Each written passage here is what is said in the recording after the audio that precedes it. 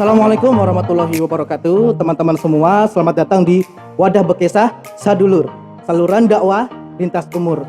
Dan pada malam hari ini, alhamdulillah saya kedatangan seorang tamu, yaitu adalah Bang Rudini Dai Pramuka, salah satu dai muda Indonesia. Bagaimana kabarnya Kak Rudini? Alhamdulillah sehat. Hati-hatinya bagaimana? Oh, selalu bahagia. Mantap lah. Mantap lah ya. Kerjaan aman ya? Aman dong. Aman dong. Iya. Oke. Kita langsung saja pada tema hari ini ya.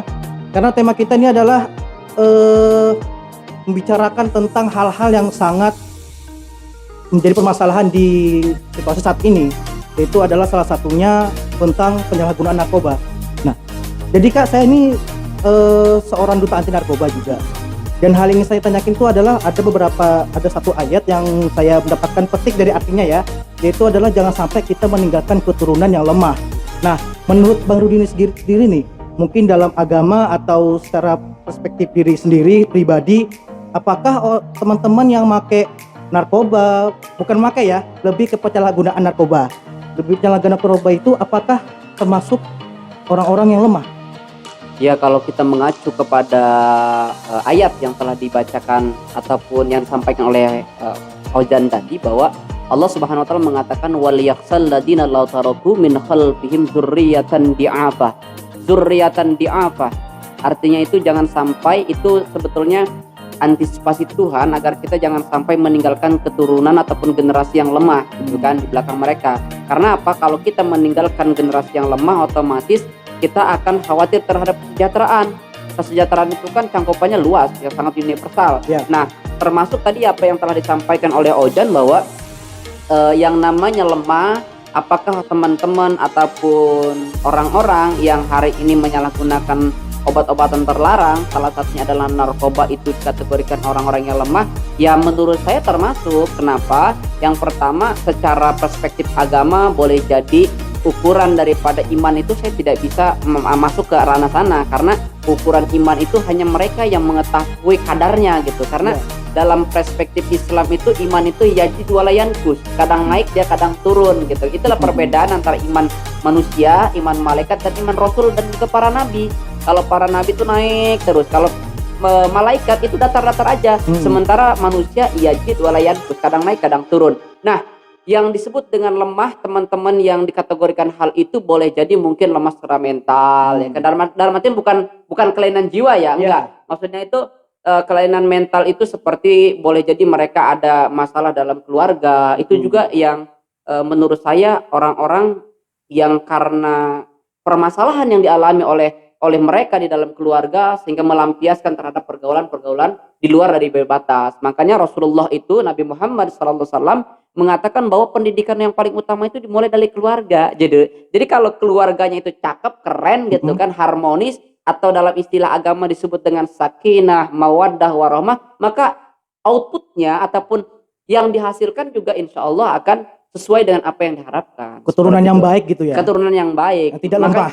Dan tidak lemah gitu. Karena B.J. Habibie sendiri mengatakan lemah itu ada 5 hal yang disebut dengan lemah. Lemah yang pertama lemah fisik. Jadi seorang pemuda itu enggak boleh, kalau pemuda enggak boleh dia itu punya lemah fisik, kemudian lemah ekonominya, kemudian lemah akhlak, kemudian dia juga ada lemah semangat hidup. Nah, yang paling dikhawatirkan adalah lemah akhlak. Karena kalau udah lemah akhlak itu bahaya gitu loh. Makanya antisipasi yang dikategorikan oleh B.J. Habibie sendiri, jangan sampai pemuda harus kuat gitu loh. Pemuda itu harus strong gitu. Apapun kondisinya ya harus tangguh. Itulah anak-anak muda seperti itu.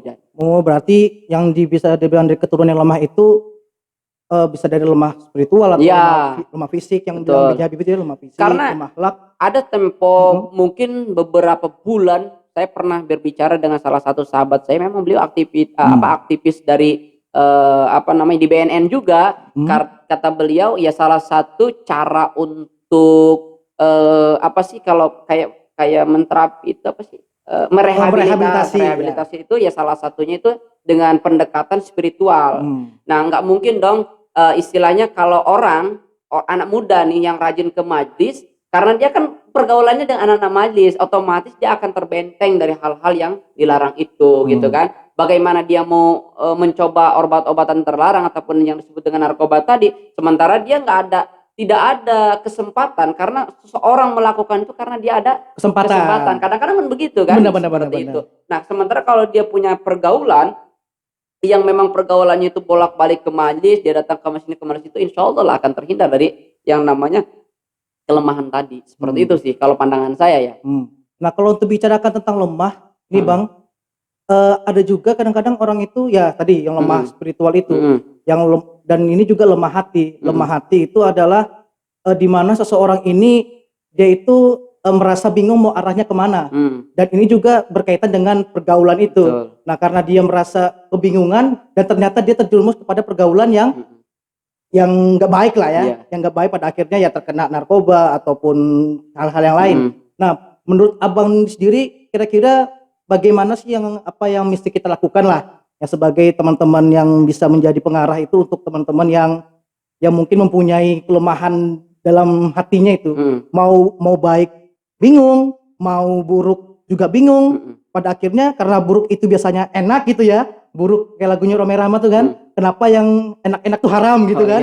Nah, jadi ikutlah yang enak-enak aja, sedangkan mau baik ya pasti susah. Nah, menurut Bang Rudi gimana nih? Ya, kalau Ojan tadi bilang lagu Rhoma Irama, yang gua balas juga gitu kan, dengan lagu Tombok Ati ya kan. Betul sih. Apa nggak lu? Tombok ati ada 5 perkaranya, ya kan gitu kan. Nah, terus ya pokoknya di salah satunya adalah bergaul dengan orang-orang alim, orang baik lah, soleh, ya kan. Kalau kita udah bergaul dengan orang-orang soleh gitu kan, makanya di dalam Islam itu sering gua katakan bahwa boleh bergaul dengan siapa saja, kapan saja, di mana saja, yang jangan adalah salah pergaulan. Bergaul dengan siapa saja boleh, yang penting jangan sampai salah pergaulan. Artinya bentengi diri kita dengan semangat spiritual, dengan bergaul dengan, ya kalau bisa sih, karena kan pepatah orang tua kita sering mengatakan kalau kamu bergaul dengan tukang bengkel gitu, maka kamu akan tercium ataupun tercerepeti oli gitu kan. Sementara kalau kamu bergaul dengan pedagang parfum, ya minimal kamu akan tercium dengan harumnya gitu kan. Berarti ketika kita meniatkan diri kita untuk belajar berbuat kebaikan, maka tempellah orang-orang yang sudah membangun kebiasaan, membangun habit melakukan kebaikan itu. Minimal kalau kita sudah membangun kebaikan kemudian nempel dengan orang itu, ya minimal kita niru dikit-dikit. Ya setidaknya ketika kita ingin berbuat jahat itu nggak enak gitu loh sama teman kita. Tahu yang paling sering terjadi, misalkan kita nih bergaul nih ya dengan teman-teman kita yang alim gitu kan, yang soleh.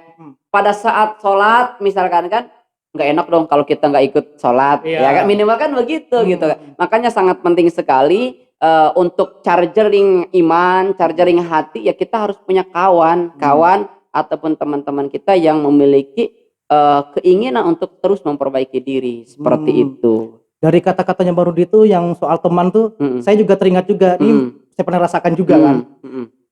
Pada saat itu memang benar sih, teman yang baik itu memang menyakitkan hati gitu loh Bang. Semisal kita nggak sholat nih kan, nah tapi pas kita nggak sholat maghrib nih, kita ditegur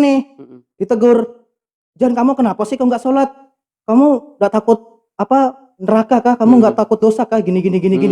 Memang sakit gitu teman-teman kayak gitu Bang ya. Cuman ya yang kalau kita pikirnya lebih jauh, wah teman ini kita nih baik nih, pengaji kita sholat nih. Itu kalau kita pikirnya baik ya.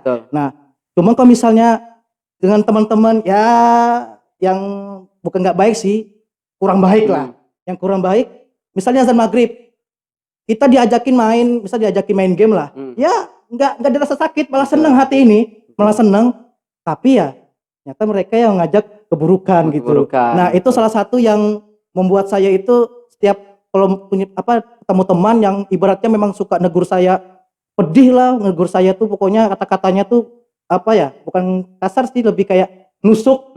Tapi kalau ngajak kebaikan itu yang saya senang banget, karena itu yang jadi baiki diri sih. Karena ya memang itu tadi, kadang-kadang memang ada orang pernah mengatakan bahwa jujur itu menyakitkan gitu kan. Tapi ya kita juga, makanya Rasulullah SAW itu diutus ke permukaan bumi ini pertama kali bukan untuk sembahyang ataupun bukan untuk tapi dia apa? Innama bu'istu liutamima makarimal akhlak gitu kan. Iya, itu. Bahwa Rasulullah itu diutus ke permukaan bumi ini, ke dunia ini hanya untuk menyempurnakan akhlak. Artinya kalau orang udah berakhlak dia paham dengan bersiapa dia berhadapan, kemudian bagaimana dia tata cara dia berbicara. Contoh misalkan begini, seperti tadi, kalau misalkan orangnya seperti Ojan ya nggak jadi masalah. Iya, Kamu kenapa nggak sholat? Nggak, Ojan bisa cakrawala berpikirnya lebih luas. Lah kalau misalkan ada orang yang tipenya bukan seperti Ojan, sekali ditegur dia langsung hilang, kan repot. langsung kelahi bang. Langsung kelahi atau bilang enggak, misalkan enggak kelahi, tapi besok-besok dia nggak mulai bergaul gimana? Iya, langsung hilang bang ya.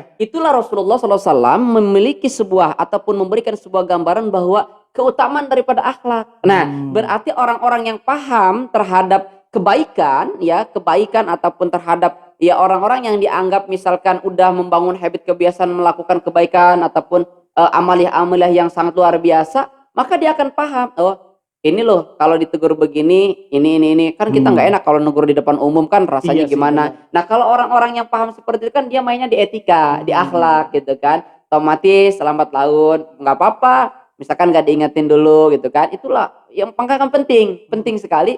Kita punya akhlak itu penting, seperti itu. Nah kalau kita udah punya akhlak kan kembali tadi di awal itu aku katakan bahwa akhlak itu sangat luar biasa gitu kan. Ketika kita memiliki sebuah akhlak yang baik, kemudian pribadian yang luar biasa, maka apapun yang akan kita lakukan itu akan menjadikan sebuah pertimbangan yang besar.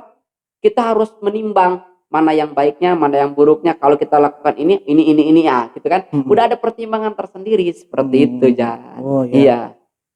Luar biasa sekali Bang Rudi ini, cerdas orangnya. Nggak juga, biasa aja kita mah gitu. Ya. Jadi mungkin ada beberapa hal yang bisa disimpulkan dari awal yang kita bicarakan tentang narkoba.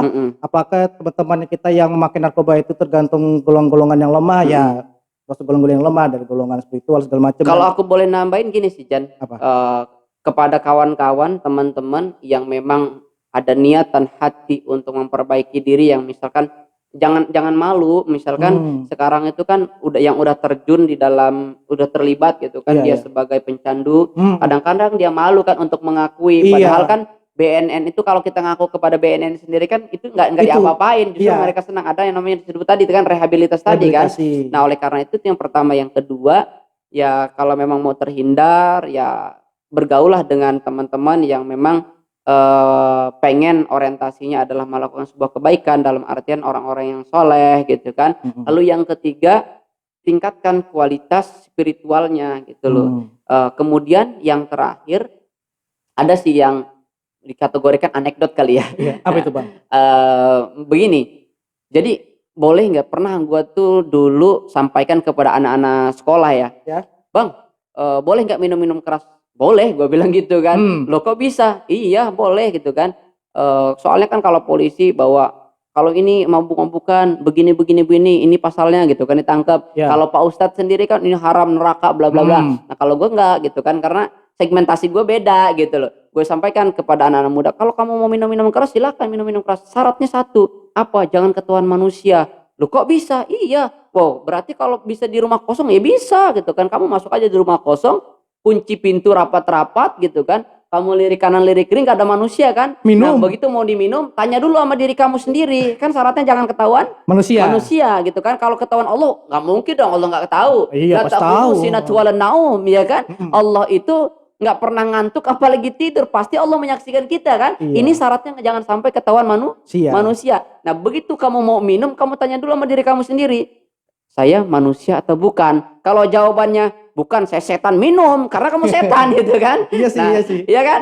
Tapi kalau misalkan saya pas diminum, gue manusia bukan? Manusia. Oh berarti masih ketahuan manusia, nggak boleh berarti kan, seperti itu. Kemudian ada satu lagi, kalau mau mabuk-mabukan ya jangan minum keras lah, kayak seperti whisky, brandy ataupun apa gitu kan. Iya kan? Ataupun ngelem, nggak usah Jan. Kamu coba aja setelah acara ini misalkan. Oh coba. Iya, tapi bukan dengan obat-obat itu, kalau memang betul-betul mabuk gitu loh. Ini aja, minum tai kucing aja. Ya. Insya Allah langsung teler. Dan itu kamu nggak bakal ditangkap polisi, bos. Coba tengok. Begitu kamu misalkan selesai makan tai kucing, 1 ember aja gitu kan. Iya, nggak tangkap polisi, teman dibawa ke rumah sakit jiwa gitu kan. Pas ditanya, kenapa kamu? Mabok saya Pak. Mabok apa? Tai kucing. Ya udah biarin aja. Coba kalau misalkan kamu apa? apa gitu kan, Oh. pasti ditangkep gitu loh, seperti tapi nggak begitu ya, Iya, nggak begitu. ya. Jangan dicontoh loh ya. Jangan dicontoh. Intinya kalau harapan saya pribadi gitu kan, anak-anak muda bukan kita berbicara lagi tentang masalah kesenangan diri, tapi bagaimana kita menatap masa depan. Karena pemuda hari ini adalah pemimpin yang akan datang. Kalau hari ini kita bermentalkan tempe, apa jadinya nanti? Betul Nah, sih. seperti Betul, itu. betul, betul. Ya. Jadi beberapa hal yang simpulkannya dari awal tadi tentang narkoba Bang ya. Betul. Narkoba ya pakai apa penyalahgunaan narkoba, Hmm. sabu dan segala macam ngelem pada akhirnya ditangkap pada akhirnya direhabilitasi dan Hmm. teman-teman rupanya rehabilitasi itu yaitu obatnya apa? Spiritual juga Betul pada juga, akhirnya. betul. Spiritual juga yang akhirnya diobati itu adalah akhlaknya, Betul. akhlak, fisik dan segala macam dan hatinya. Nah, jadi dalam apa di podcast pada hari ini itu yang sangat penting itu adalah akhlak pada Iya, intinya. Akhlak sangat penting, akhlak yang mesti kita jaga dan kita turun ke bumi itu bukan untuk cari apa-apa, tetapi untuk memperbaiki akhlak kita. Ya semoga Bang, terima kasih atas kedatangannya. Siap, Wah, sama-sama. ini atas kedatangannya nih. Enggak ya, kita kan lebih kepada ngobrol, Iya mudah-mudahan sih. obrolan kita ada manfaat. Sharing-sharing Seperti Bang itu. ya. Nah, Nah, ya semoga hari ini dapat bermanfaat, bisa bermanfaat bagi teman-teman semua dan bagi kita juga. Semoga kita semua dalam lindungan Allah Subhanahu wa taala. amin ya rabbal alamin. Dan teman-teman semua jangan lupa untuk selalu like, comment, and subscribe Ya. channel ini ya. Channel ini semoga kita kedepannya doakan untuk selalu istiqomah, konsisten Amin. untuk menebar kebaikan dan manfaat untuk teman-teman semua. Amin. Selamat tinggal. Kita akan kembali di Sadulur berikutnya. Saluran dakwah lintas Lintas umur. umur. Terima kasih. Assalamualaikum warahmatullahi wabarakatuh.